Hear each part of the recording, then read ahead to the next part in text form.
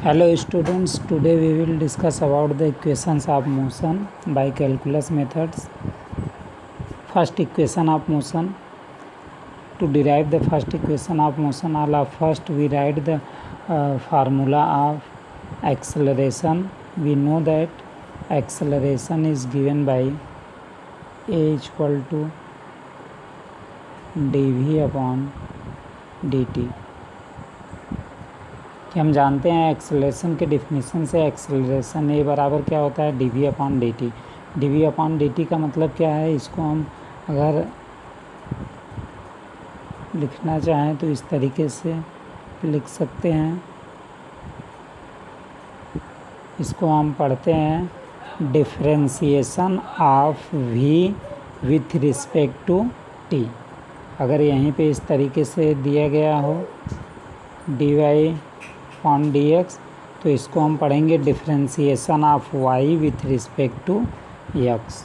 ठीक, तो ये जो है ये हमारा डिफरेंशिएशन का डिफरेंशियल का टर्म है। क्लियर। तो सबसे पहले यहाँ पे क्या दिए, हम ले लेते हैं फर्स्ट इक्वेशन को डिराइव करने के लिए कैलकुलस मेथड से। हम जानते हैं कि according to definition of acceleration we know that A equal to D V upon D T.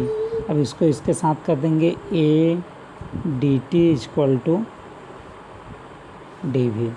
ठीक, या इसी को हम लिखना चाहें तो क्या लिख सकते हैं, D V equal to A D T. ठीक, इतना लिखना चाहें तो लिख सकते हैं, पहले यही लिख दिया गया है। देखिए यहाँ पे A D V upon D T, फिर D V equal to A D T, equation first. ठीक, अब देखिए यहाँ पे इंटीग्रेशन करने के लिए सबसे पहले हमें इनिशियल और फाइनल वैल्यूज पता होनी चाहिए। तो अब हम किसकी इनिशियल और किसकी फाइनल वैल्यूज लेंगे। जैसे हम देख रहे हैं यहाँ पे क्या है, ये v के टर्म में है और इधर हमारा t के टर्म में है।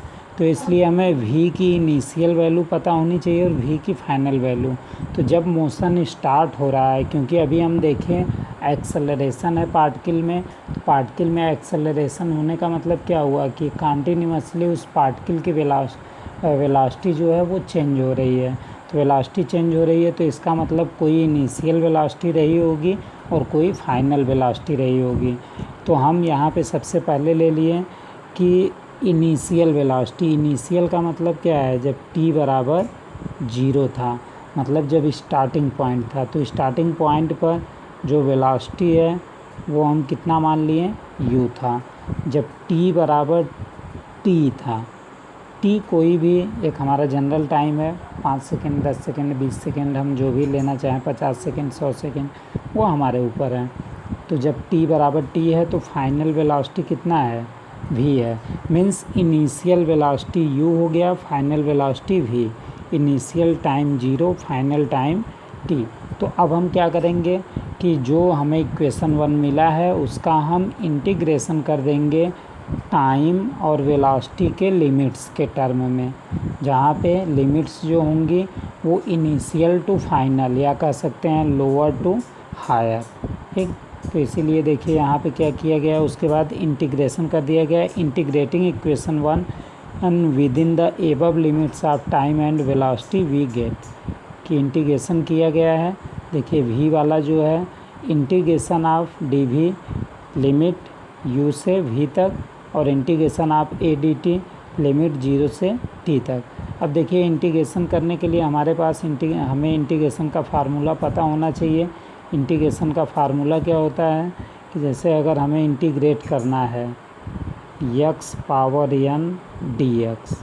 ठीक, तो ये इस बात को इंडिकेट करेगा कि हमें किसके सापेक्ष इंटीग्रेशन करना है। तो x पावर n का इंटीग्रेशन अगर x के सापेक्ष करना है तो जो वेरिएबल यहाँ पे होगा उसी के सापेक्ष इंटीग्रेशन भी हो सकता है। ठीक, दूसरा वेरिएबल होगा तो दूसरे वेरिएबल के सापेक्ष इंटीग्रेट नहीं होगा। तब इसका फार्मूला क्या होगा, x power n plus 1 upon n plus 1 हो जाएगा। और अगर इसी में कोई कांस्टेंट है, जैसे cx पावर n dx है, तो कुछ नहीं, सिर्फ जो कांस्टेंट होगा वो क्या होगा, बाहर निकल जाए। तो X power N D X. अब इसका इंटीग्रेशन सेम यही लिख देंगे। क्लियर। अब इसी के अकॉर्डिंग इंटीग्रेशन वहाँ पे किया गया है। अब देखिए क्या है, इंटीग्रेशन डी वी है, lower limit u upper limit v। ठीक। अब यहाँ पे v के सापेक्ष इंटीग्रेशन करना है, लेकिन यहाँ पे कुछ लिखा गया है, नहीं लिखा गया है। तो हम चाहें तो क्या लिख सकते हैं, 1 इंटू। ठीक। अब इस 1 को v के टर्म में अगर हम लिखना चाहें तो v के टर्म में हम इसको क्या लिख सकते हैं, 1 को हम क्या लिख सकते हैं, v पावर 0 dv। अब देखिए जो ये फार्मूला हम पीछे देखे थे, वहाँ पे n की जगह पे कितना है, 0 है। तब क्या हो जाएगा, v power 0 plus 1 upon 0 plus 1। Lower limit u upper limit v, lower limit u upper limit v हो जाएगा। अब इसको हम फर्दर सॉल्व कर लेते हैं। तो v power 0 plus 1 v power 1 हो जाएगा, नीचे 0 प्लस 1 1 हो जाएगा। तो हमें क्या मिल जाएगा,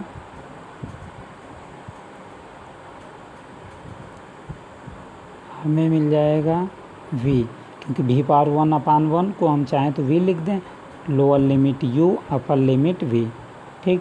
तो अपर लिमिट लोअर लिमिट को सॉल्व करने का रूल होता है कि सबसे पहले हम अपर लिमिट रखते हैं, तो v की जगह पे पहले क्या रखेंगे, v रखेंगे, फिर माइनस लोअर लिमिट रखते हैं। क्लियर। तो अब इंटीग्रेशन इसका कितना हो जाएगा, v minus u।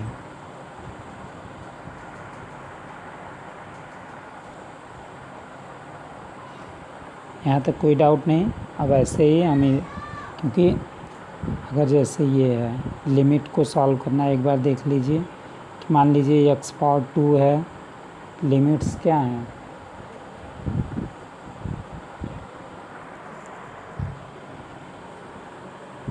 a to b है। तो इसमें सबसे पहले हम क्या करते हैं, अपर लिमिट को पहले रखेंगे, मीन्स x के जगह पे पहले क्या रखेंगे, b रखेंगे। तो कितना हो जाएगा, क्योंकि x स्क्वायर है तो b स्क्वायर हो जाएगा, माइनस लोअर लिमिट क्या है, a है, तो क्या हो जाएगा, a स्क्वायर। ठीक। तो ऐसे ही वहाँ पे सॉल्व किया गया है। क्लियर। फिर नेक्स्ट, तो इधर लेफ़्ट हैंड साइड का हो गया। अब राइट हैंड साइड को हम करते हैं। राइट हैंड साइड में क्या है, a dt का इंटीग्रेशन करना है, लिमिट 0 से t a dt। ठीक। अब a हमारा कांस्टेंट है, कांस्टेंट को बाहर निकाल लेंगे, 0 टू t dt। फिर अब इसको हम क्या लिख देंगे, a 0 टू t पावर क्या लिख सकते हैं, 0 dt। ठीक। a t पावर 0 का फिर से वही same integration, t power 0 plus 1 0 plus 1, जो लिमिट्स हैं वो क्या हो जाएंगी, 0 टू t। ठीक। अब यहाँ पे क्या आ जाएगा, a t power 0 plus 1 t power 1 अपान 1। ठीक। तो इसको t लिख सकते हैं, 0 टू t। अब फिर यहाँ पे अपर लिमिट t की जगह पे t रख देंगे, माइनस लोअर लिमिट t की जगह पे 0। कितना आ जाएगा, a इंटू टी। तो राइट हैंड साइड में हमें क्या मिल जाएगा, a इंटू टी मिल जाएगा। बस लेफ्ट हैंड साइड हमें क्या मिला था, v माइनस यू बराबर a इंटू टी। तो v बराबर हमें क्या मिल गया, u प्लस ए टी मिल गया। यही हमारा क्या है, first equation of motion. Clear. अब देखते हैं हम second equation of motion. Second equation of motion के लिए क्या है कि सबसे पहले हम, क्योंकि देखिए सेकेंड इक्वेशन ऑफ मोशन जो हमारा होता है, यस बराबर U T plus half A T square होता है। मीन्स डिस्टेंस को कैलकुलेट करना है हमें वेलोसिटी और टाइम के टर्म में। तो इसलिए हम जो भी फार्मूला लेंगे वो किसके टर्म में लेंगे, डिस्टेंस, टाइम और वेलोसिटी। तो इसीलिए, और जो फर्स्ट इक्वेशन था हमारा वो किस में था, फर्स्ट इक्वेशन हम जानते हैं v बराबर u प्लस ए टी। तो फर्स्ट इक्वेशन में इसे देखिए यहाँ पे v बराबर u प्लस ए टी, इसका डेरिवेशन करना था। तो इसमें वेलोसिटी है, एक्सेलरेशन है, टाइम है, इसलिए इसकी जब स्टार्टिंग किए थे तो a बराबर D V upon D T से एक्सेलरेशन, वेलोसिटी, टाइम, ऐसा हम फार्मूला लिए थे जिसमें ये तीनों चीज़ें आ रही हों, इंक्लूड हों। ठीक, तब इससे हम पहले इक्वेशन को डिराइव किए थे।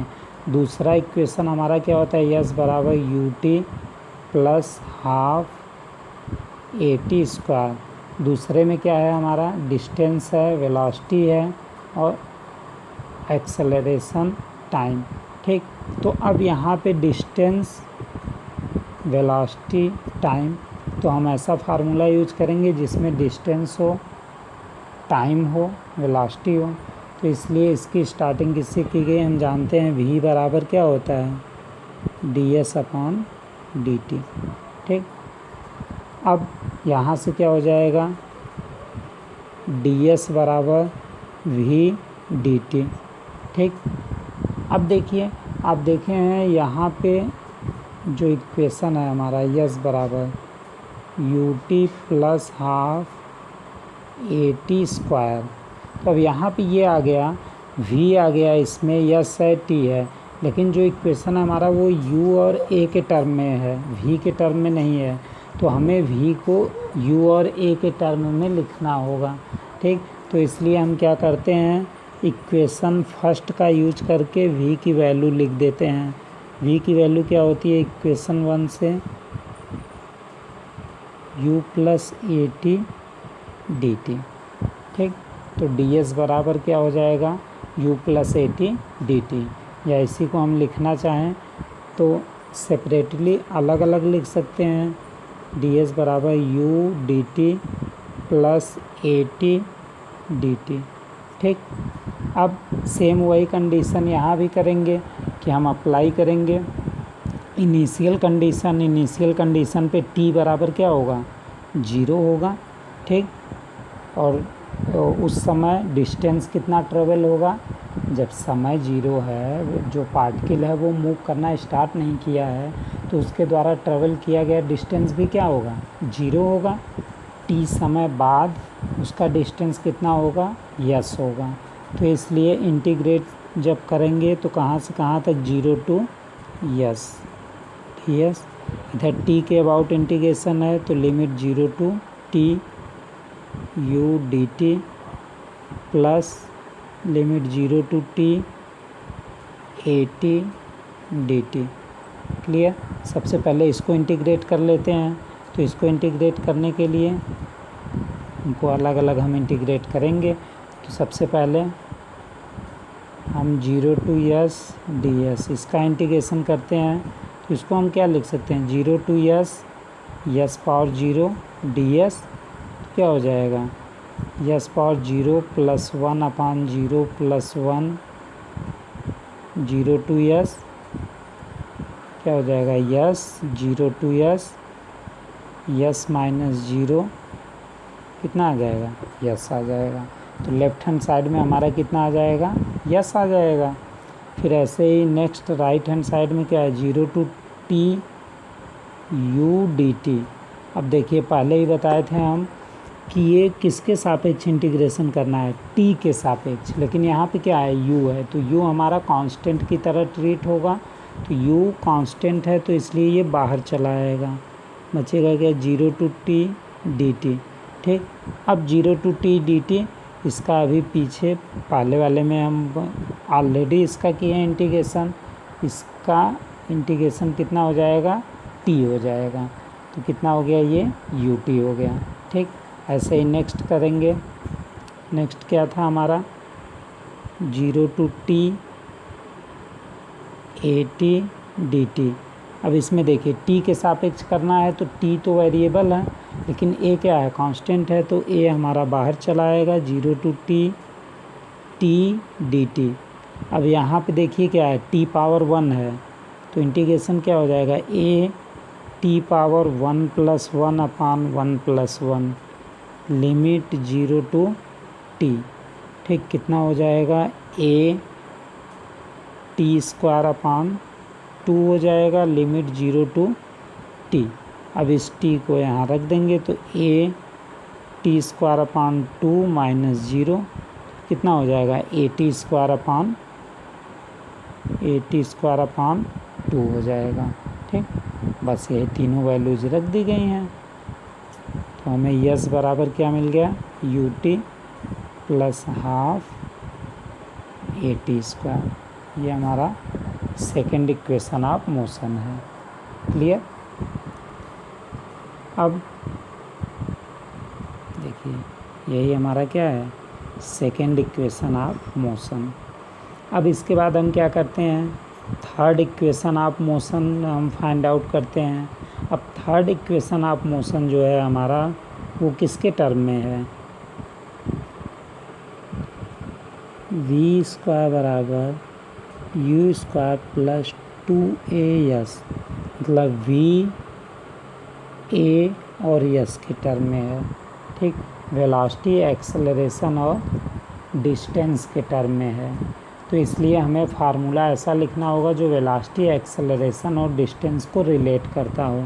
तो इसके लिए सबसे पहले हम क्या किए, एक्सेलरेशन का लिख लिए। हम जानते हैं a बराबर dv/dt।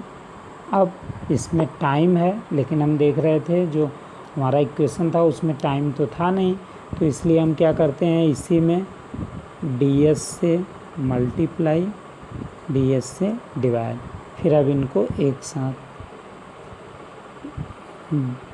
इस ds को यहाँ ले लेते हैं इसके साथ, इंटू ds/dt। अब देखिए ds/dt जो है, इसके जगह पे हम क्या लिख सकते हैं, v लिख सकते हैं, तो हमें क्या मिल जाएगा, a dv/ds इंटू v मिल जाएगा।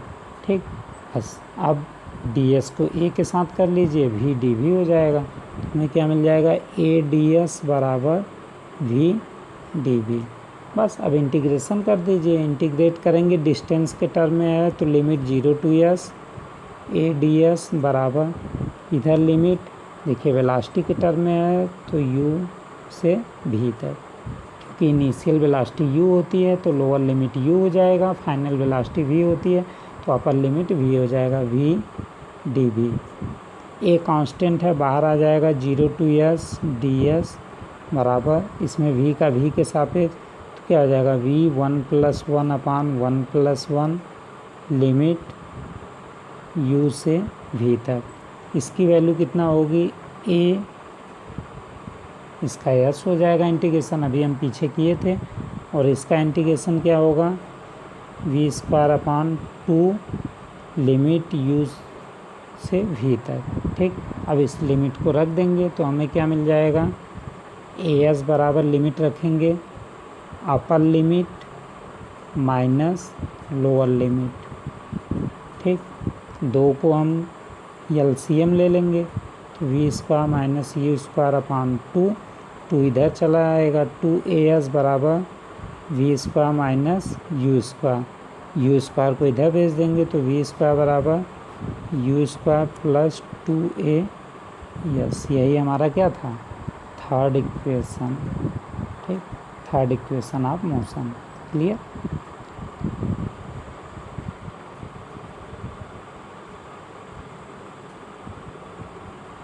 ये हमारा थर्ड इक्वेशन ऑफ मोशन है। मेन हमारे यही तीन इक्वेशन ऑफ मोशन है। फोर्थ इक्वेशन ऑफ मोशन जो है वो nth टाइम में, किसी पार्टिकुलर टाइम में चली गई डिस्टेंस, जैसे 5वें सेकेंड, 8वें सेकेंड, 10वें सेकेंड, 25वें सेकेंड, किसी पार्टिकुलर टाइम में चली गई या पर्टिकुलर टाइम इंटरवल में चली गई डिस्टेंस कैलकुलेट करने के लिए इसका इस्तेमाल किया जाता है।